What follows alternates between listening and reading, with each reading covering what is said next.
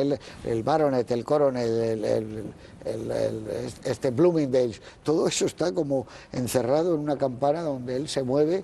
Y cómo es curioso, ¿no?, que gente no ya en España, en Japón se identificaba con todo lo que hacían y lo que sentían esos personajes. Al abrir el grifo decían, es un agua marrón, pero va a poder tomar. A todos nos ha pasado eso a veces, abrir el grifo y sacarla. Pero es un mundo muy alucinante porque realmente prácticamente desde el principio te está situando las conversaciones, por ejemplo, de este grupo de gente, sobre todo de Diane Keaton, que de repente ponen solfa desde Mahler a Scott Fitzgerald, a Norman Mailer, a Ezra Pound, o sea, a una especie de monstruos sagrados que se mueven, digamos, en una especie de medio ambiente muy personal y muy propio de una clase culta y demás. En ese sentido no hay más que ver prácticamente la cantidad de los cuadros que aparecen de fondo. Están los grandes abstractos, hay un Klein, hay lo que quieras por ahí apareciendo de fondos de imágenes. O sea, es un mundo tan entrañable en el fondo de una cierta cultura que está muy bien.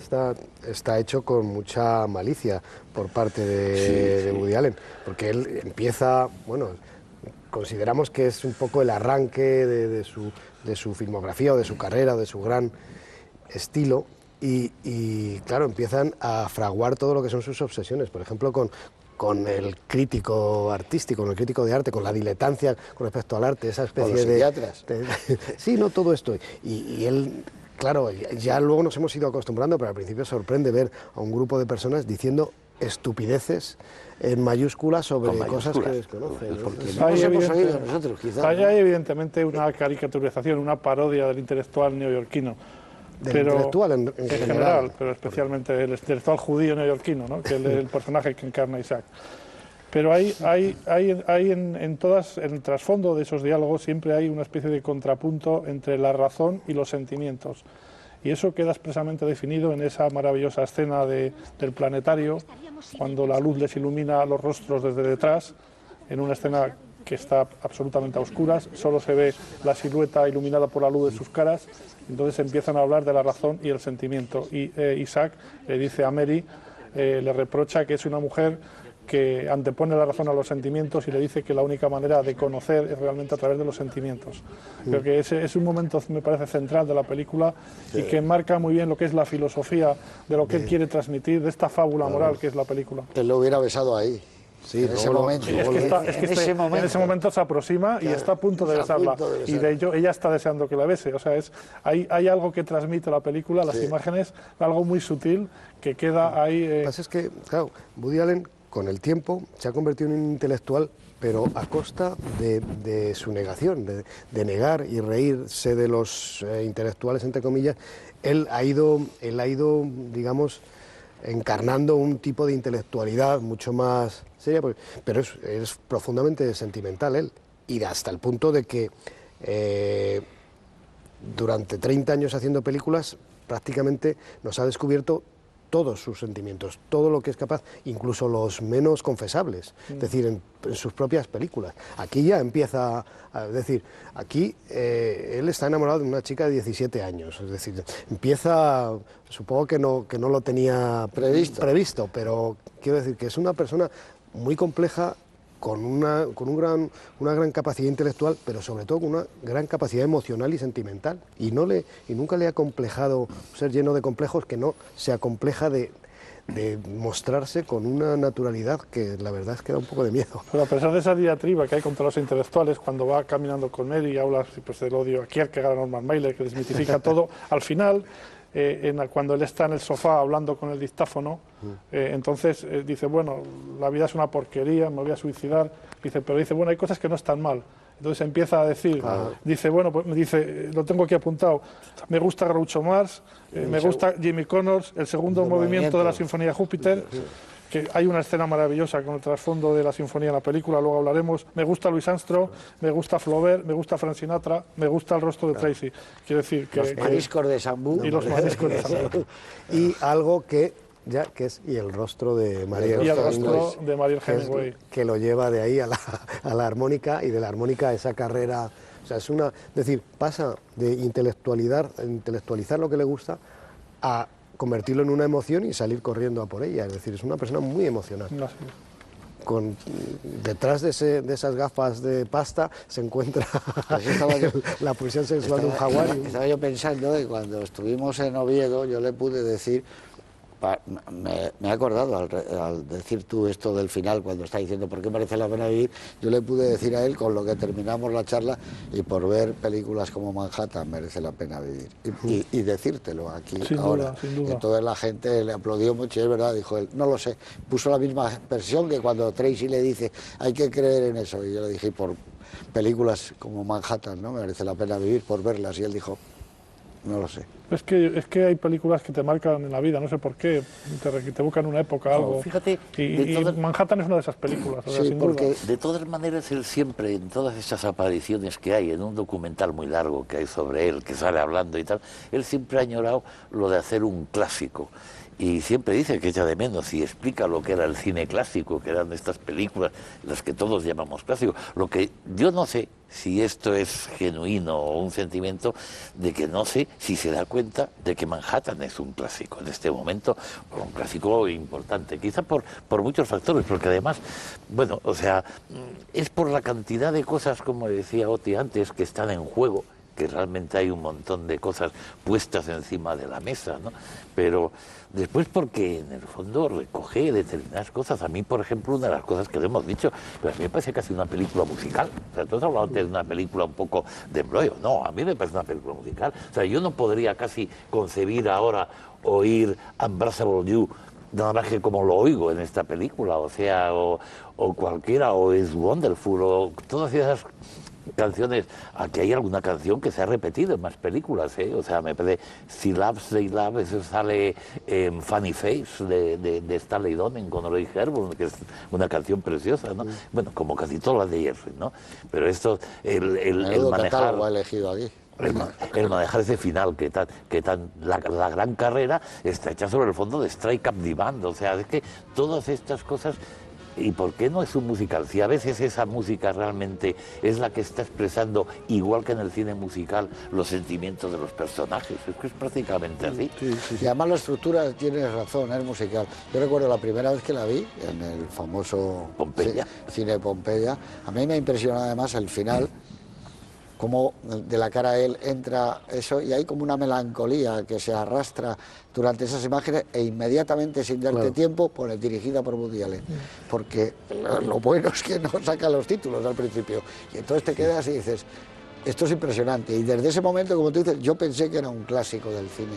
Yo salí esa mañana y dije, he visto una obra maestra. Y yo creo que tiene algo que ver con El apartamento, en el sentido de que El apartamento era un descubrimiento y un deslumbramiento de un Manhattan que entraba en una nueva era, el 60.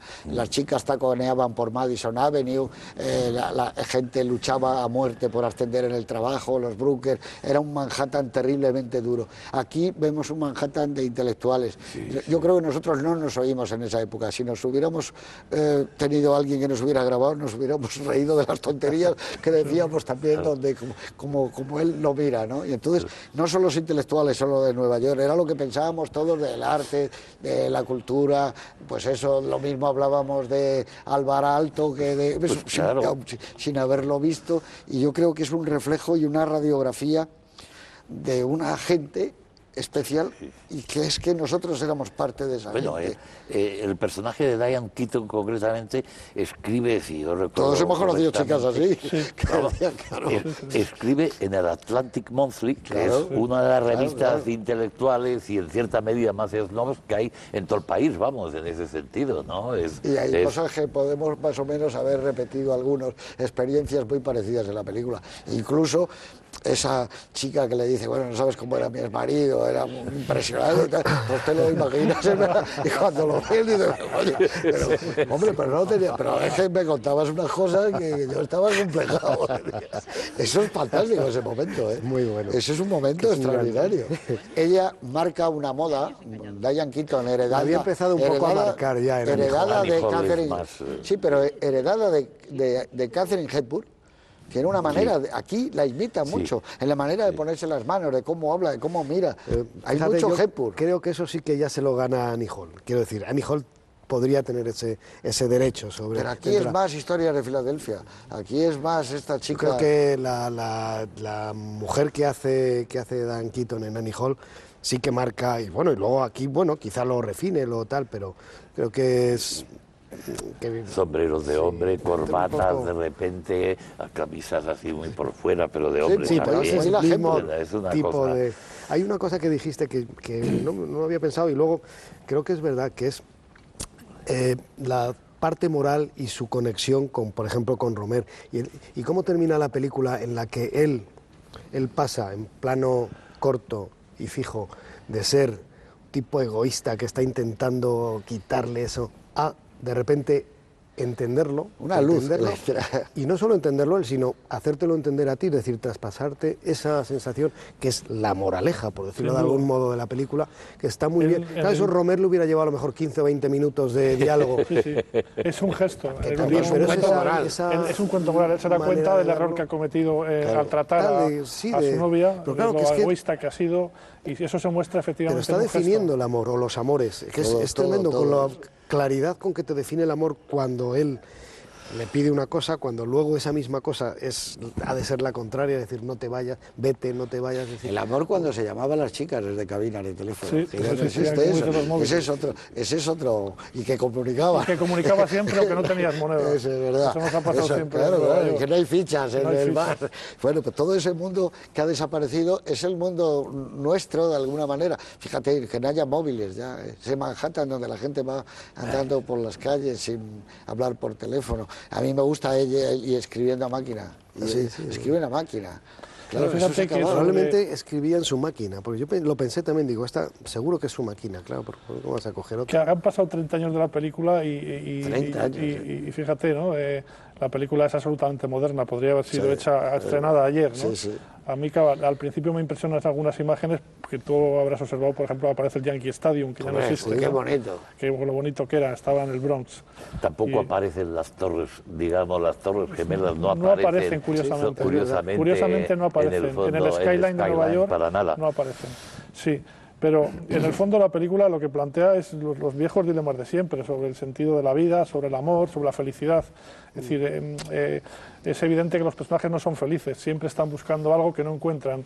El Yale se compra un gran coche, un Jaguar, que hace exhibición, tienen casas de campo, viven en un mundo relativamente refinado, pero sin embargo no son felices, o sea, están buscando Fíjate, algo es que curioso, no encuentran, ¿no? curioso. Y eso está ahí siempre de trasfondo en la película, esa búsqueda de algo que necesitan y que el fondo no encuentran en la superficialidad de esas relaciones que ellos establecen. Fíjate que según nos lo transmite Woody Allen, nos dice una cosa curiosa. El único personaje, digamos, maduro, sentimental y emocionalmente maduro que hay es la chica. Es la niña, chica de niña. 17 Claro años. que Todos los Tracy.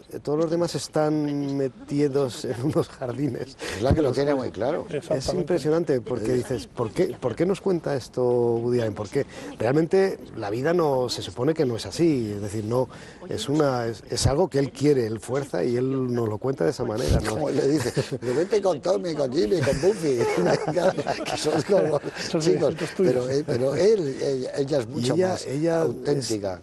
Ella está muy bien, Mario Hemingway, ahí. Está No, muy ella está monumental, ella es, vamos, se come la película, o sea, es impresionante. Y él está estupendo como actor. Es que él es muy buen actor. Él está Dentro muy, de muy su... bien como actor, pero Pero muy bien. Muy ese bien. personaje, que es verdad, es que al mismo tiempo eres consciente, en cierta medida, de ese mundo artificial que realmente está vive en él casi por razones de trabajo, por muchísimas cosas, ¿no?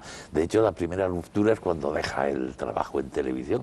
Pero me parece que cuando él va con Diane Keaton en uno de esos traveling frontales que tú hablabas antes, andando después de, me parece que si después del cóctel ese que hay en el Guggenheim, ¿no? Esto dicho, de repente, y están hablando de la gente con la cual han estado, él dice, si son todos como unos personajes de una película de Fellini. Dice, tío, o sea, y es que los ve como con un cierto grado, digamos, de extrañeza. Bueno, cuando ella le va a decir que está confusa, que no le quiere, que quiere al otro, le dice, bueno, esto parece una obra de Noel Coward, que alguien pide los martinis.